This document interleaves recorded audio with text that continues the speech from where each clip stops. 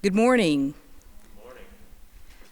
As the 16th president of the University of Maryland Eastern Shore, it is my pleasure to welcome you to this very important event. I am Dr. Heidi Anderson, and I really want to extend my heartfelt welcome to our students who are here in person on our panel, and as well to our alumni who are remotely with us today. Many people would say that in 2020, we have experienced two pandemics, the pandemic of COVID-19 and the pandemic of racial and social injustice. However, we all know that the second pandemic has not been a recent occurrence. We have all been deeply anguished by the recent murders of George Floyd, Breonna Taylor, Ahmaud Arbery, and so many other Black men and women, many of which were made visibly abhorrent in video documentation. Sadly, these are not just recent events, but they are part of the social fabric of our nation. I think that we can agree that we are all responsible for addressing these issues honestly and forthrightly. These tragic events are heartbreaking reminders of the deep-rooted systemic racism and increasing political polarization in our country. As former President Barack Obama reminds us, if we want to bring about real change, then the choice isn't between protest and politics. We have to do both. We have to mobilize to raise awareness, and we have to organize and cast our ballots to make sure that we elect candidates who will act on reform. In short, we must engage in the actual mechanics of our democracy, debate, agenda setting, and voting. Universities have long been places for communities to convene, to study, to discuss, and to act on the most urgent challenges of our day. That solutions-oriented dialogue has led and can lead to healing and social change. It is in that spirit, as many of you know, that I have established a coalition of faculty, staff, and students to work together to determine how we can do more to be present and active in advancing the causes of social justice and equity. This is part of our mission. It is who we are. Today's forum is the first of several social justice programs here at UMES that we will be holding over the next year. These include a conversation with the Honorable Leon Panetta on October 29th, as well as a post-election discussion with several Maryland elected officials. Details on these other upcoming events will be forthcoming. Today, I want to publicly thank Dean Marshall Stevenson for agreeing to lead this group and for working with this committee to organize these programs. And I also want to thank all of you for taking time to listen, to learn, to reflect, and we hope be transformed by what we experience together. Without further delay, I will ask Dean Stevenson to introduce our panelists. Thank you.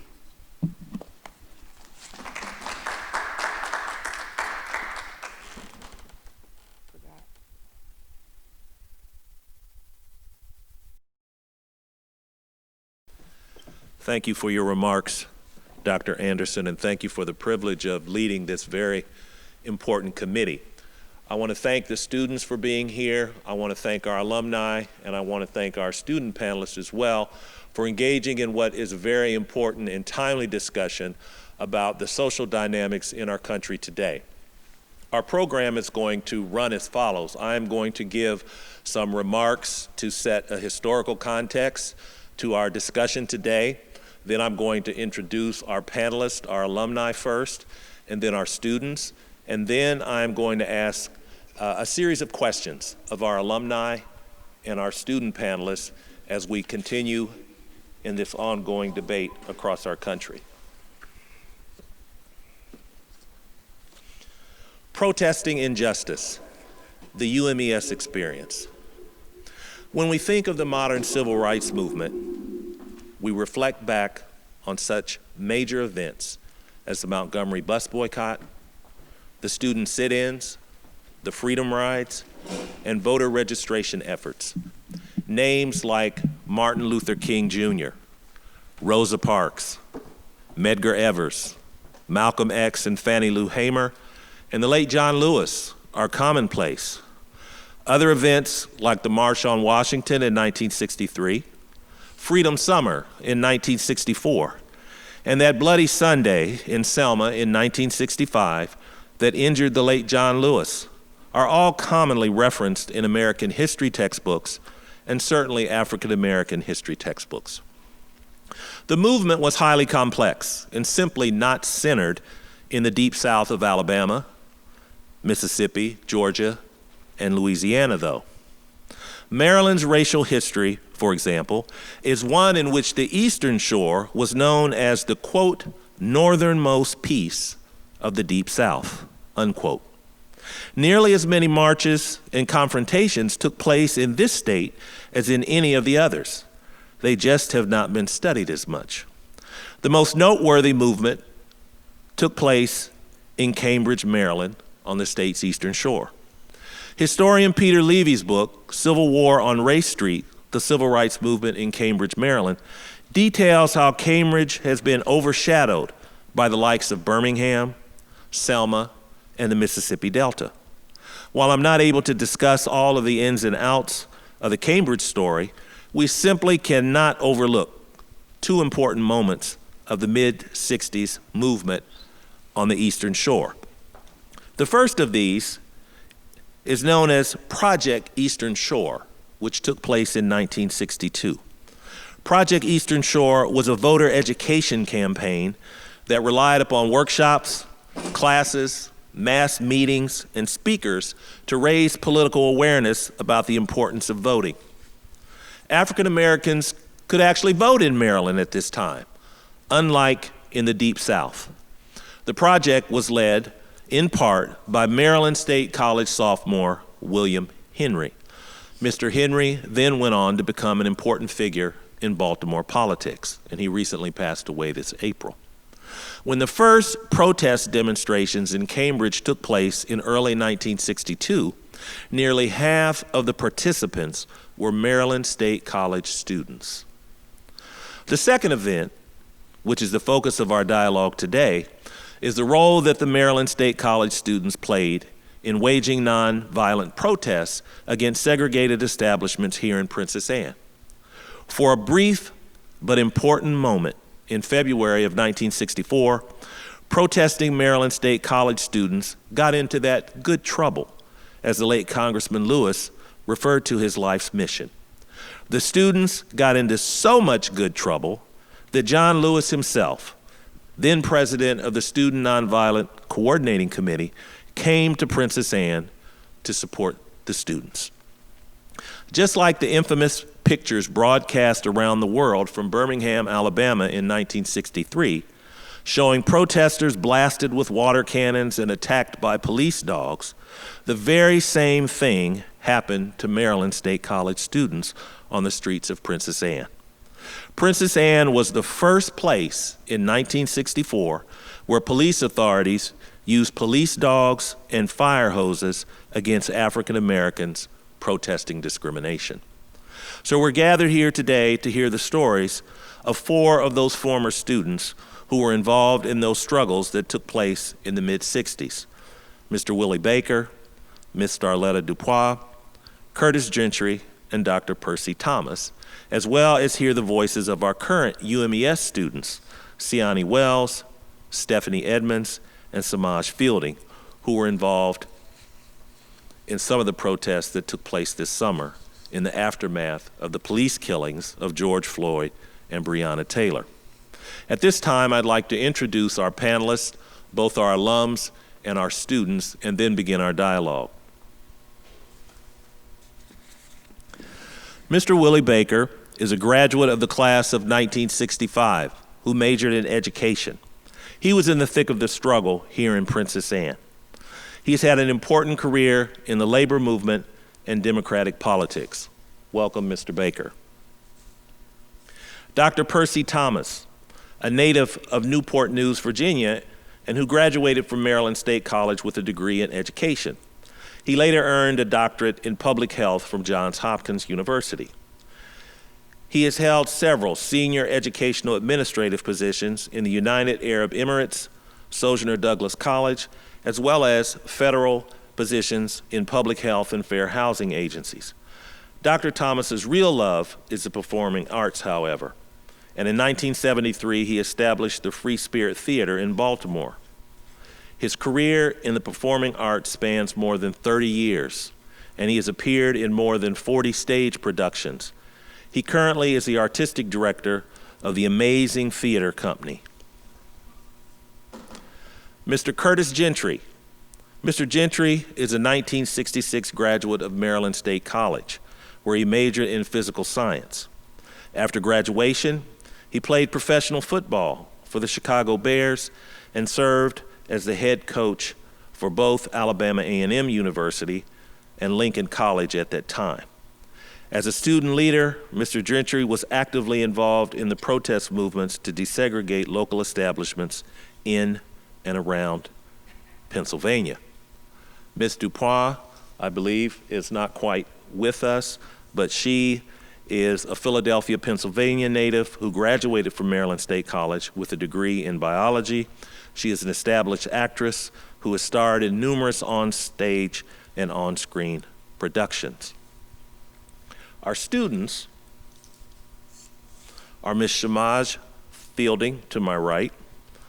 She is a junior environmental science major from Charleston, South Carolina, executive secretary for the SGA, the Student Government Association, and she's president of the Honors Society's Student Association. She has aspirations of becoming an environmental justice attorney.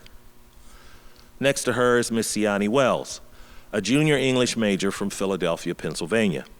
She's junior class president of the SGA. She's a member of the Richard Henson Honors Program and lead tutor for the University Writing Center. Her career aspirations are to become an attorney and a social justice advocate. In her own words, she says she wants to become a vessel to serve and support those who are not always valued heard, or represented in our society.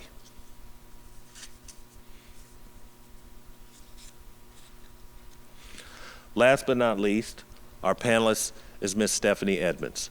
Ms. Edmonds is a business administration major. She is the president of the campus chapter of the NAACP, and she also is a member of the executive board of the Student Government Association. Thank you to our panelists.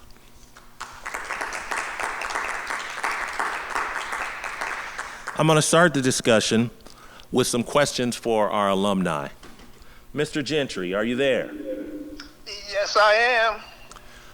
Can you tell us, when you applied to Maryland State College, what did you know about the civil rights struggle on the Eastern Shore and throughout the South? Well, actually, I did not know a lot about it, being from the state of Ohio and coming straight out of military service to Maryland State. I really did not know that much about it. But as I later learned that from Skip McCain from football, and Coach Taylor and Coach Anderson and all the great people that I met at Maryland State, that there was a major problem right there in Princess Anne, and I take a great pride in being a part of that struggle. And I might mention that the lady in Cambridge, her name was Gloria Richardson, from Cambridge, who came down to visit with us. And also we had Dick Gregory come down and be with us during our struggles. And you're right about the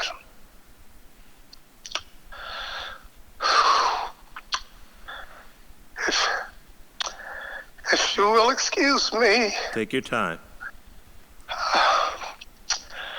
Because I just have to become emotional about my 4 years at Maryland State College and what happened to me while I was there, and the great things that happened to me, and the great people that I met at Maryland State College while I was there those 4 years, and 4 of the greatest years of my life that I would not have wanted to have missed.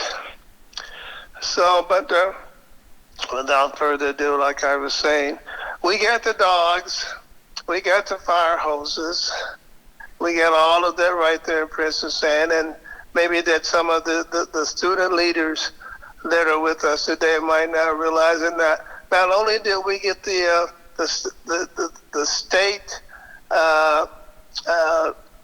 accommodations laws passed, but we got the whole state laws are passed for the whole state of Maryland, not just in Princess Anne, but for the whole state of Maryland. And I'm mighty proud of that fact that I was a part of it, because you can't tell me that a fire hose doesn't hurt, because I certainly know about it.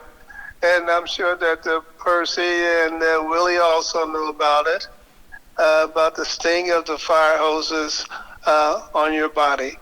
But again, without further ado, I just want to say to the students that are there, we got it passed for the whole state of Maryland, not just for the city of Princess Anne.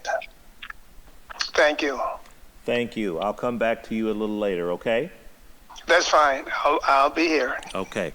Mr. Baker, can you tell us, when you applied to Maryland State College, what did you know about the civil rights struggle on the Eastern Shore and throughout the South? When I applied, I did not know about the history of Maryland State College and the civil rights movement on the Eastern Shore of Maryland.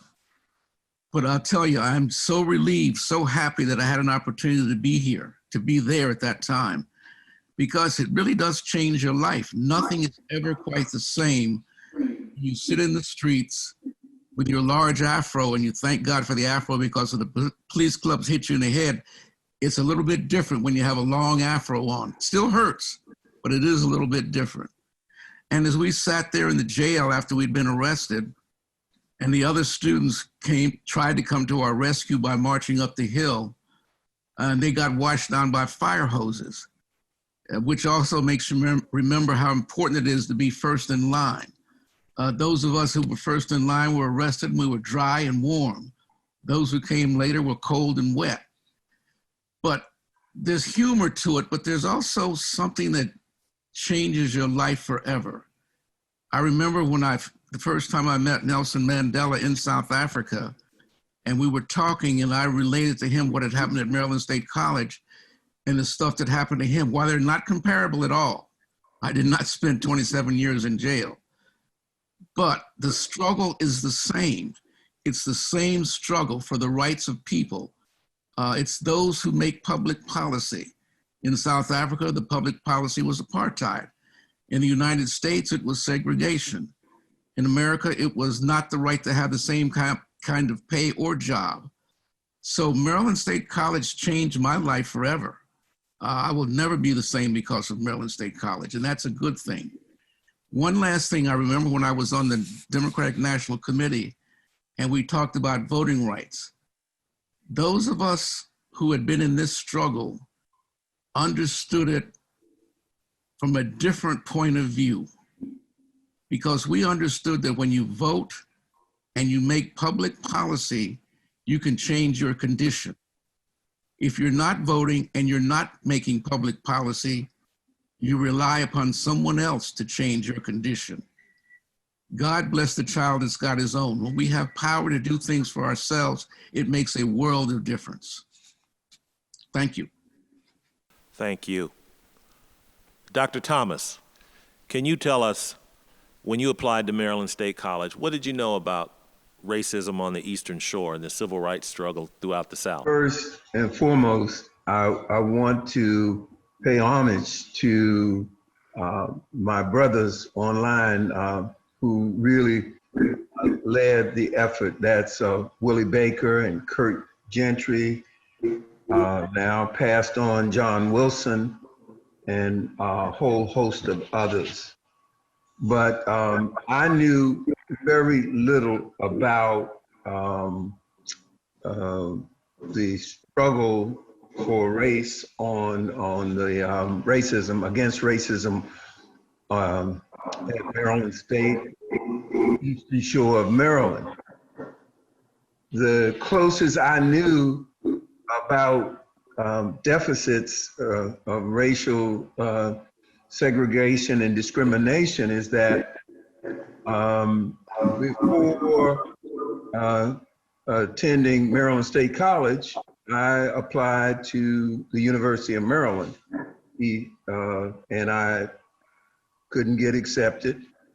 I wanted to play football. So what I knew is that athletes at the University of Maryland, such as Sherman Plunkett and Johnny Sample and Roger Brown, they were breaking the racial barrier, places that we couldn't go.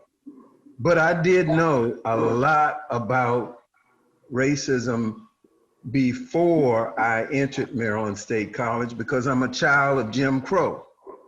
And I lived in, my early living was in rural Virginia. And that was, although I was a young child, that was the first place I heard racial epithets that were denigrating and degrading. I also, in high school, participated with Morgan State College students in demonstrations to open public accommodations in Baltimore in the mid and late 50s. And that was a result of my sister being an activist in Baltimore. So as a teenager, before I attended college, I was demonstrating. And also Morgan State gave me an opportunity to be in the first march on Washington. And that's not the big march with Dr. King. It was the march that Morgan students did from the student union of Morgan State College to the Capitol steps.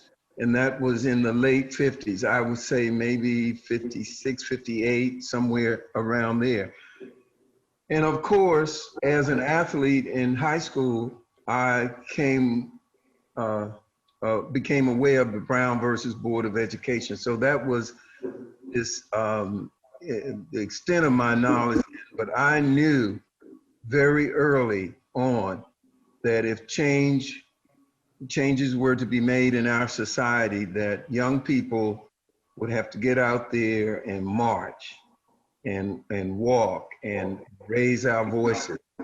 And but I like Willie and Curtis. I give all props to Maryland State College for developing me into the man I've become, to be still at 78 years of age, to be still sensitive to the fight, sensitive to the notion that we have been forced into a caste system in this country, and Maryland State taught us how to step up, lift up, and step out of that caste.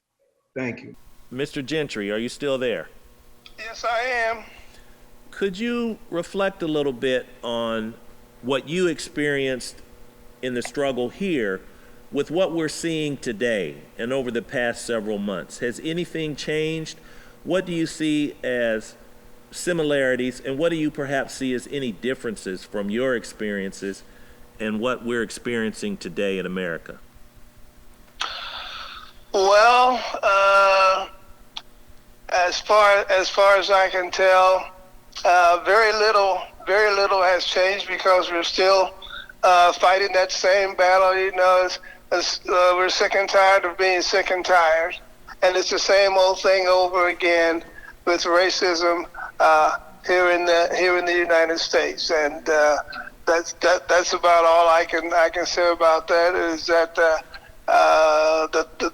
thing that I most dearly love about the fact that, having come out of the state of Ohio and then going to Maryland State College, and now realizing at that time, relative to the racism that was on the Eastern Shore of Maryland, and my thanks to Skip McCain and Coach Anderson and Coach Taylor and all those great people, Dr. J.T. Williams. I'd hate to think where I would be today if it were not for those people that I met at Maryland State College. Thank you. You're welcome. Mr. Baker, how would you compare your experiences while a student here with what we're seeing today in America in terms of race relations? I think many of the things are similar, but the style is different. In '64, I agreed to go to Mississippi to work, and Johnny asked me to stay in Maryland and help him on the Eastern Shore of Maryland, and I did that. We registered voters. We did all kinds of things like that, including integrating the school, having Black students sign up to go to the white schools here. The difference is there was a clear delineation between white and Black.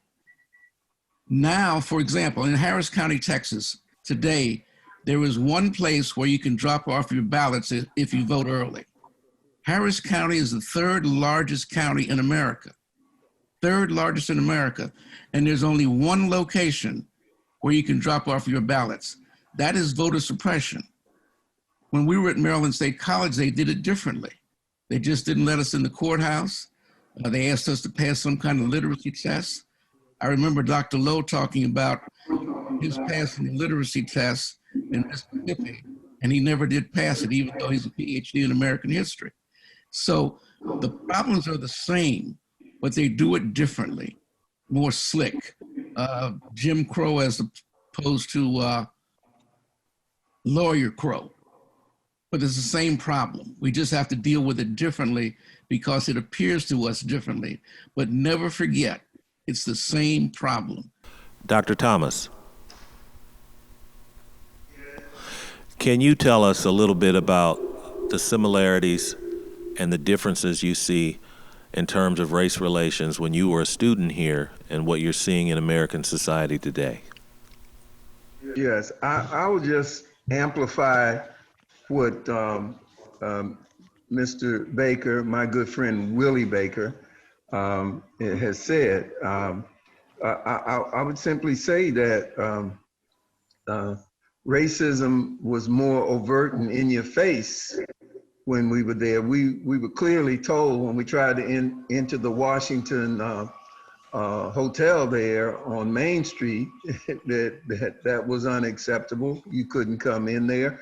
You couldn't have a meal there. There were only one or two places that you could get a meal. And I remember you couldn't go in and sit down anywhere. And people would speak to you in a condescending manner back then. It was it was pretty degrading because our place was to stay on campus. And even though when we came off campus, we were spending money in that town, helping that local economy, because students had a few pennies that we spent up there.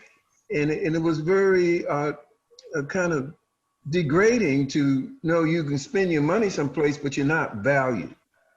And one of the things that that I felt very compelled to do was to limit my expenditure of my limited funds in that town, simply because I felt put down. And I think today we are beginning to see a more overt coming out of the closet, if you will, of putting Black people back in their place. And I hope that our students recognize that their striving for excellence is not viewed by many people of a different racial hue as excellence at all. It's viewed that they are stepping out of their place. And it was clear back then our place was a subordinate position, which flew in the face of what we experienced on that campus from those teachers who taught us we were somebody, that we were important. And I think that's the catalyst for the protest, that we had great faculty members that didn't suppress our voices. So I think today things are going back to being covert and under the covers. And I just encourage everybody, like Mr. Baker has said, vote, stand on your values, and share your voice. Let your voice be heard, and let it be heard loudly. Don't be so sophisticated that you can't raise your voice, because sometimes it takes a loud voice for other people to hear. Thank you. Ms. Dupois, thank you for joining us. Could you take just a few moments to tell us about your experience when you were here at Maryland State College as it relates to the protest that took place? There was no question. A number of us had come back actually from dealing with the then governor, Spiro T. Agnew. And we thought that we'd asked him not to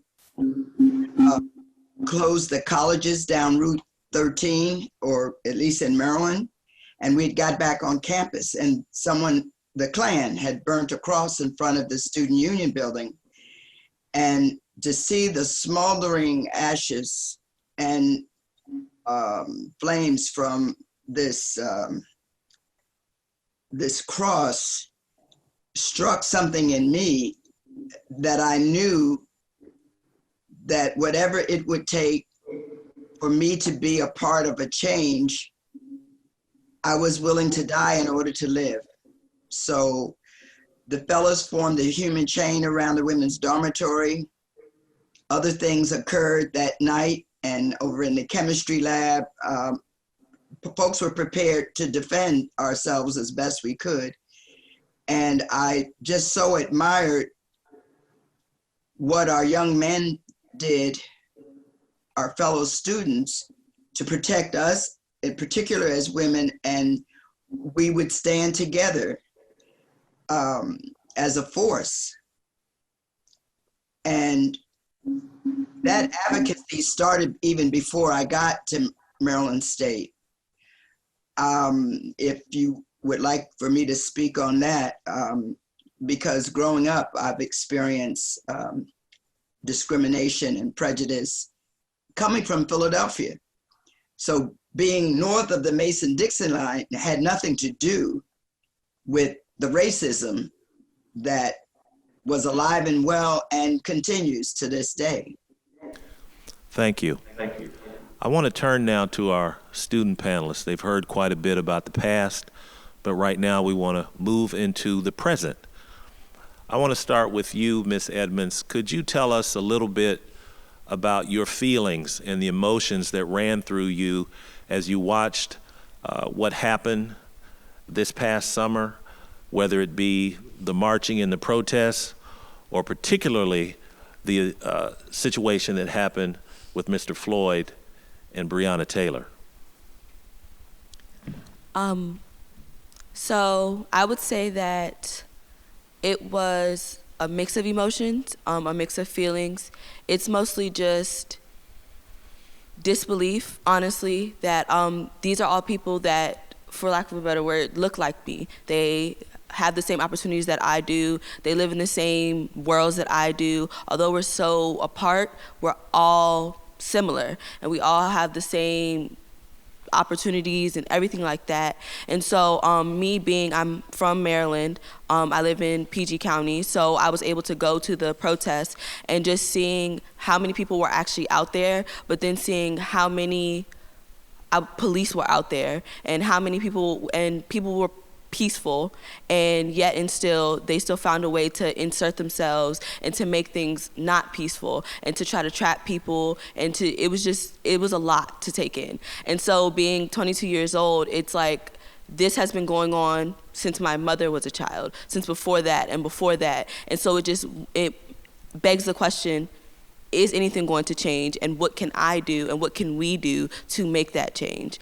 So like I would say, in short, it's a mix of emotions, but mostly it's just disbelief and anger. Thank you. Ms. Wells, I know you were active in your hometown of Philadelphia. Can you tell us a little bit about your experiences this summer? This summer, after I saw the different things that happen to people, like Stephanie said, of my hue, it simultaneously made me, my mind was enraged, but my heart was broken. And I knew that because these people were silenced, it would take us as a group to pick up where they left off and turn their cries into yells for equality and justice, and we would have to be their voice. So it made me know that I had to go out and march, and I had to join others in unity, and if we were ever going to make a change. And I was actually pleased to see people of all races and all backgrounds in Philadelphia marching beside me. So it was a very empowering and invigorating experience. Thank you. Ms. Fielding, can you tell us about your feelings this summer when you witnessed the things that we all saw?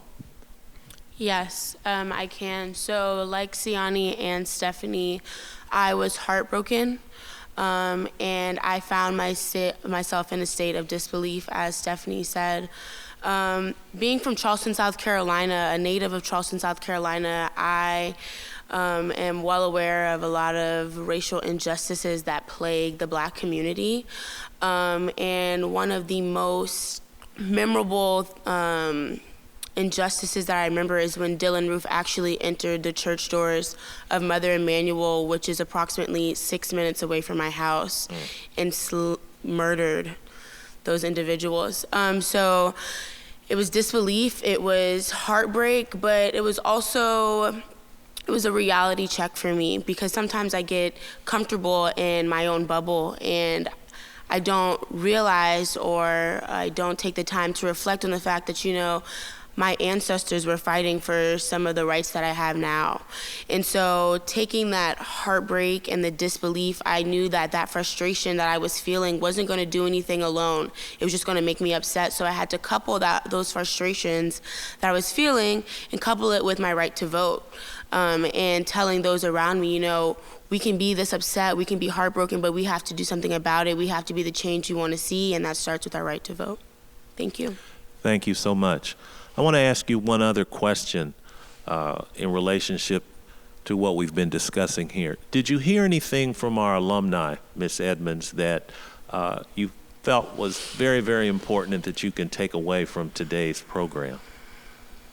Yes, I did. One of the most important things that I heard, actually all of them say, was the comparison between what they went through and what we're going through now, and how they all said, although what they went through was much more overt, they all see a lot of similarities. And I think that's the most important thing, because we have to realize, especially us as young people, that what we're going through now, we still have to work to do, and there's still work to be done, and we need to take the charge to do that work, and that could be in any capacity. It can start, like what Samaj said, with your right to vote. If you're not a protester, then you support the protest. Anything that you can do, we need to get out to do. We need to get out and do it so that we can be the change that we want to see, and so that we can move forward going on from here. Ms. Wells, what did you hear that inspired you from our alums? First and foremost, I want to thank them for the actions that they did that were able to provoke progress and change. And one thing that was important that I heard was that, as Stephanie said, that the methods change, but the foundation of racism and systematic oppression still exists. So it's a marathon and it's not a race. So the people who've come before us have worked hard to give us some of the rights that we have today. And now it's our turn to take the baton and also invoke that action and use our voices and use our bodies as vessels for change. Ms. Fielding. I too would like to thank the alum for expressing and sharing with us the powerful stories that you all shared. Just listening to them and some of the things that I gained, I actually was almost on the verge of tears when I heard about how they were sprayed by the water hoses. And I'm sitting here trying to think, how would I feel in that moment? And so thank you for feeling those things that I'm trying to imagine right now. You've actually been through that. And two things that really stuck out was, one, when Ms. Dupuy said, you have to be willing to die in order to live. And I think that with the current the generations now, I'm not sure that if people feel that. I'm not sure that if my peers and my colleagues feel like they're willing to die in order to live. I can say myself that I am. Even though I was not protesting the entire summer, I was giving monetary donations. So I was willing to go broke in order to live, because I understand, how it's not just about being on the streets, it's also about, the supporting these foundations. And then it's also very comforting to know that back then when they saw those crosses burning in front of the SSC, the gentleman on campus took the initiative to guard the women dormitories. And that's powerful to me because, it starts with us. We have to unite, we have to organize, but we also have to make sure that we're protecting ourselves. So that's extremely powerful, and I think those are what I'm going to remember when I leave out of this room today. Okay. Ms. Dupuy, let me just ask you one question, and I want to really kind of ask all of you. Based on what you've heard the students say here so eloquently, what do you see as the hope for the future through their voices? Well, one, I'm encouraged because they understand and they realize that what we dealt with, what our parents, our grandparents, our ancestors all went through from the time these ships got to the shores of America, that there's been a struggle, an ongoing one, and that I feel encouraged, especially in terms of what I saw and experienced this summer, that they've picked the baton up because they understand that change doesn't happen because you just wish it, and that the fight is ongoing, and they're willing to put in the effort that it takes in order for that to occur. Some things have changed. Some things, of course, remain the same. And so to know that there's a generation under us that's going forward with what ideals and principles and hopes and dreams that all of us had and have, I'm just encouraged to know that all is not lost and that change is coming. We've seen some this summer. We've seen in terms of the outrage that the world has jumped in on enough is enough. And it's ongoing. And it's students from all backgrounds and ethnicities, and that's encouraging too. Mothers, grandmothers, defending the rights of the protesters, standing between them and the guards, the police, and putting their lives online. And it was encouraging just to see that the fight continues and that something positive has got to come up out of this. And they're the ones to continue.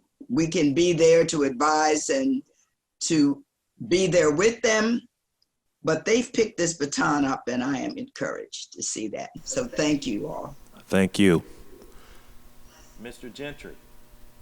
Yes. Were you able to hear the students' responses? Yes, I was. And your impressions were? Well, I'm very much impressed with these young people. Just like when we were coming through Maryland State, we were the future, and these young people are our future. And I was very much encouraged, just like Lady Dufois said, very much encouraged by their awareness about the fact that they are the future, and it really looks good for the future with these young people and their awareness. If I may just take a couple of seconds, that Percy and Lady Dupois and Willie Baker will attest to, two people at Maryland State College. If there was ever two angels that God put on this earth, it was Dr. Qualls and Miss Steele. They were twin sisters, and they were very prominent. Dr. Qualls was head of the English department, and Miss Steele was executive secretary to Dr. Williams. And we all had the privilege of knowing those two people. And like I said, I'm very much encouraged that these young people are our future. Thank you. You're welcome. Mr. Baker, would you Mary briefly Fair Burks like to tell us? Left Alabama with the help of Dr. Martin Luther King and came to Maryland State. They had a price on her head there. So the advocacy has been ongoing. And yes, Kurt, we have been so blessed. That diamond, the diamond in Princess Anne, Maryland. Mr. Baker, could you give us some brief remarks on the impressions that you heard from the students The great thing that's for the happening future? is the struggle continues. Yeah. And we are learning that we can make the fight wherever we sit, wherever we stand, wherever we are. Yes. I volunteered to go to Mississippi, but the truth was we had as much to do in the Eastern Shore of Maryland as Mississippi. So I didn't need to get to Mississippi. I needed to stay where I was to do what I can do. And one of the great assets we have now that we didn't have then is this little cell phone. Yes. We had to depend upon the press to come and cover our demonstrations and to show the world what's going on. Today we can make our own film. That's right. We can show our own story. We can tell what's going on ourselves, and we can get things that the press never could have gotten before. The other thing that we have learned is demonstrations show you what is wrong, but you fix it with political power. Mao Zedong wrote in his little red book that all political power forms from the barrel of a gun. Well, here it comes from the ballot box. Yep. The ballot box. That's why so many people are trying so hard to keep us from voting. When we vote, we win. When we vote, we make public policy. When we make public policy, we decide our own futures. Thank you. And to wrap this up, Dr. Thomas, what were your impressions of the students' remarks as it relates to the future? Are you speaking to me? Because I could not hear. Yes, sir. You're going to wrap things up for us with your remarks. Okay. I echo what all three of my fellow Maryland Staters and UMESers have said. I just like to throw some quick advice out there for the students. First of all, I'm delighted that you're engaged and involved. We need thousands of you to do that.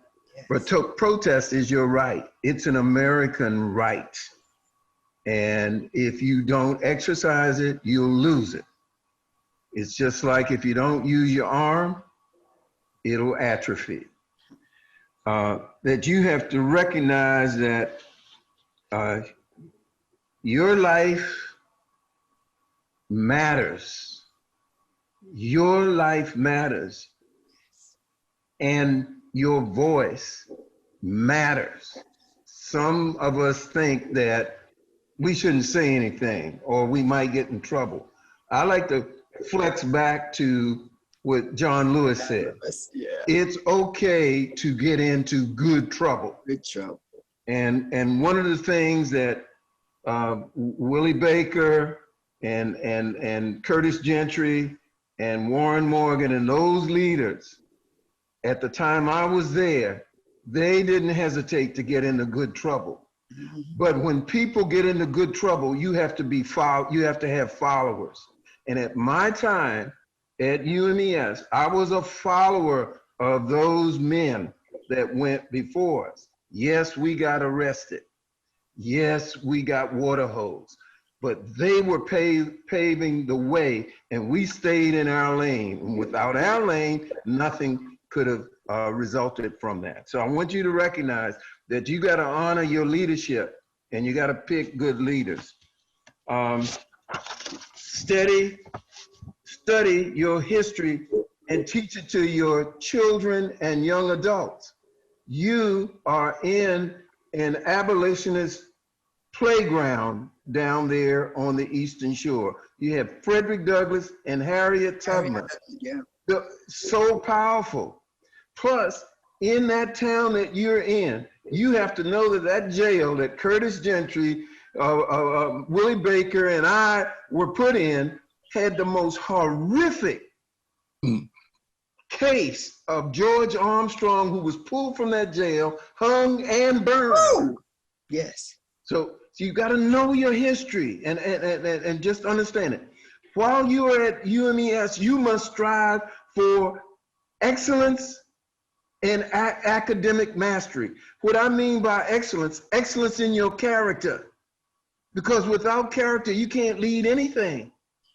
And you must have academic mastery. We had these smart men that led us, men and women, and we followed. Your mission is to contribute to making the world a better place for everybody. We are all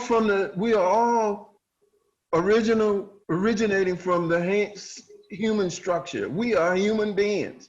Now, some people want to put us in a caste of black, but we're in the human caste. Everybody on the planet. And don't let anybody tell you that you are not, because they will try to murder your soul by telling you what you're not, and you must stand up. Soul murder, we have the great Sojourner Truth that pushed against it. And lastly, I want to say, I'm delighted that young people are involved, because at the time that all of us are talking about on this platform today, we were just young people, 19, 20, 21, 22.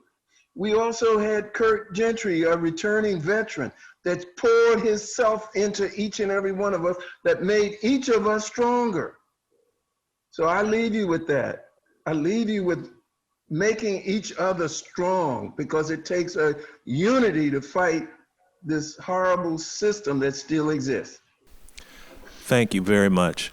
I want to thank all of you for giving us your words of wisdom. I know all of us here in the audience today have been inspired. We've gotten a history lesson.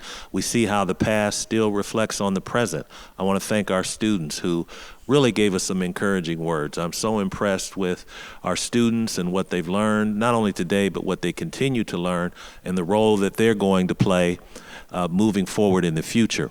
It's interesting that you mentioned the case of George Armwood, because tomorrow on our campus, we are going to have a commemorative march from this campus throughout Princess Anne, detailing that horrific event that took place in 1933.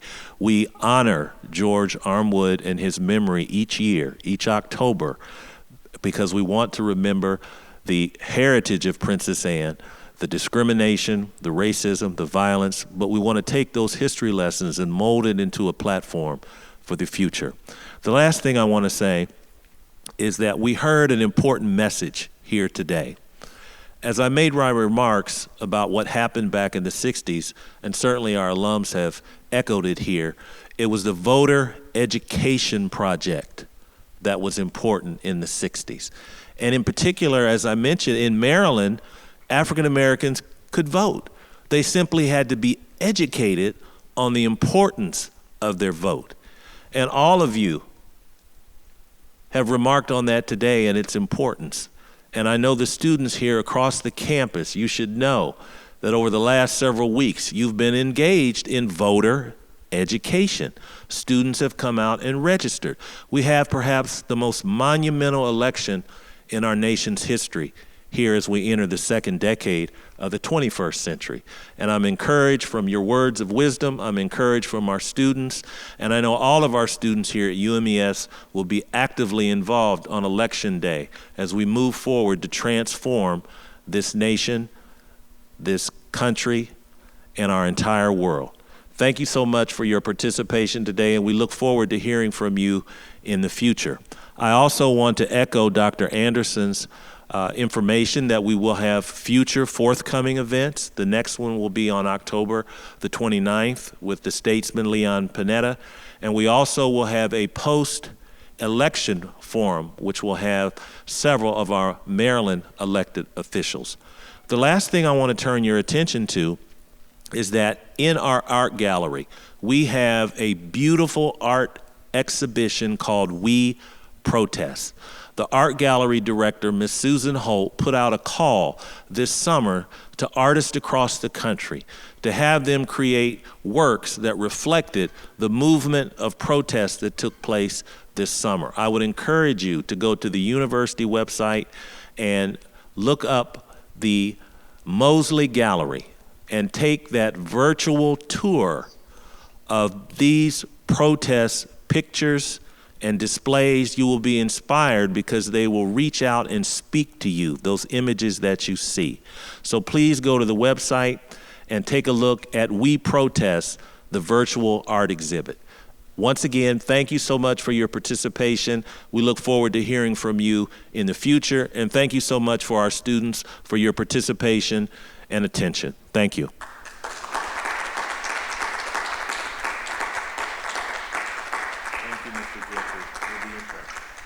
Okay, thank you. You're welcome.